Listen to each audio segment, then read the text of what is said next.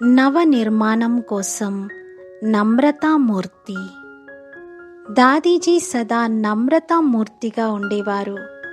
దాదీజీ అనేవారు, ఎప్పుడైనా ఏదైనా విషయంలో ఓటమిని అంగీకరించండి, దీనితో హార్మనీ ఏర్పడుతుంది. హార్ అంటే ఓటమి, మాని అంటే ఒప్పుకోవటం. హార్మనీ కోసం ఓటమిని స్వీకరించండి.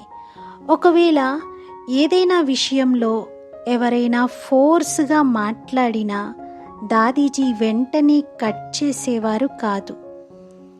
వారి మాటలను విని చాలా సహజ భావంతో చెప్పేవారు, దీనిపైన పరస్పరం ఆలోచన చేస్తాము అని.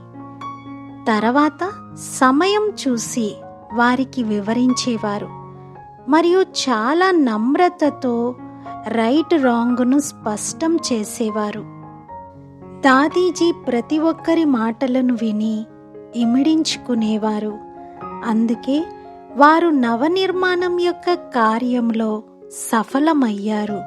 అలాగే మనము కూడా నమ్రతామూర్తిగా అయి నవనిర్మాణం యొక్క కార్యమును చేద్దాము.